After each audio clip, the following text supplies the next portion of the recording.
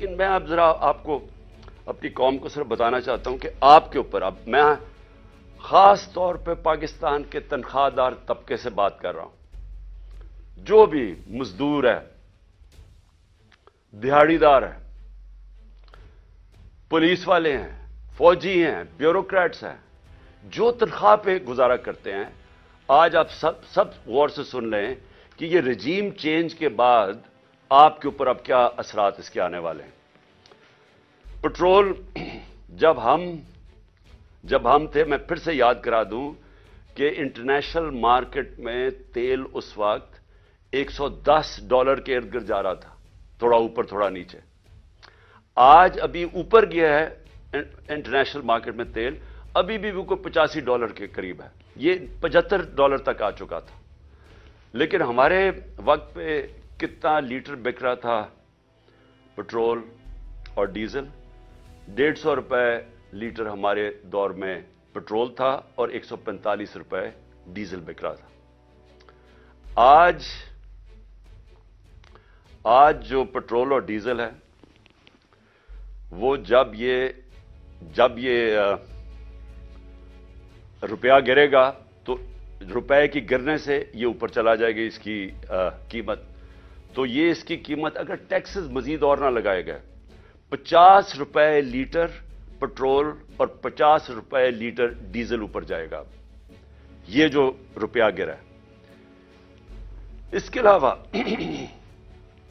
मैं चाहता हूं जरा ये आराम से चीजें सुने आप, क्योंकि आपको पता होना चाहिए कि आज हम खड़े किधर हैं। और ये जब मैं कहता जा रहा था कि इनको ना बल्कि इलेक्शंस करवा दो, वो बेहतर था बजाय कि ये लोग फिर आए और ये जो सिर्फ इनका तो मकसद अपनी चोरी, अपने करप्शन केसेस खत्म करने थे और वो कर लिए इन्होंने। तो ये अवाम के लिए तो आए नहीं थे, अवाम को तो ये अब जो छोड़ के गए हैं अब आपके सामने।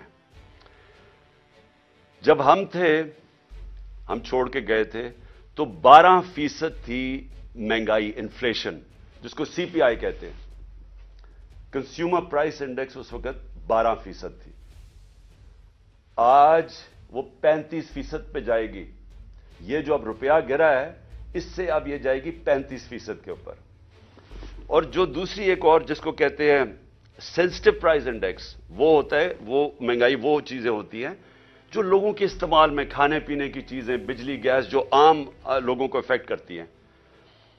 वो हमारे दौर में हम 16 रुपए छोड़ के गए थे। और ये याद रखें तब कीमतें सबसे ऊपर थी सारी, ये जो घी की इंपोर्ट्स थी, ये एडिबल ऑयल, ये सबसे ऊपर था।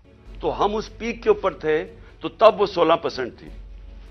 ये अब जाएगी 45 से 50%, यानी पाकिस्तान की तारीख के अंदर ये सबसे ज्यादा महंगाई होगी।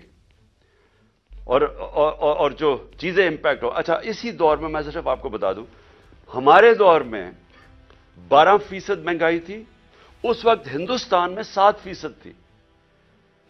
आज पाकिस्तान में 35% पे चली गई है, हिंदुस्तान में 6% आ गई है। तो वहां महंगाई कम हुई है। क्यों महंगाई कम हुई है? क्योंकि इंटरनेशनल ये जो कमोडिटी सुपर साइकिल है, कीमतें नीचे आ गई हैं। तो वहां 7 से 6% आ गई है, हमारा 12 से 35% पे गई है। तो सारे जो तनख्वाहदार तबके हैं, आप सोच लें कि जब 35% महंगाई होगी, आ गई, मुश्किल वक्त था हमारे दौर में भी, कोरोना का, इंटरनेशनल जो इंपोर्टेड इन्फ्लेशन थी उसके हमारे कंट्रोल में नहीं थी, तो तब वो सारे ऊपर थे। तो अब तो वो नीचे आ रहे हैं, लेकिन पाकिस्तान के अंदर आज महंगाई बढ़ती जा रही है। और फिर से जो तनख्वाहदार तबका है वो सबसे ज्यादा इससे मुतासर होगा।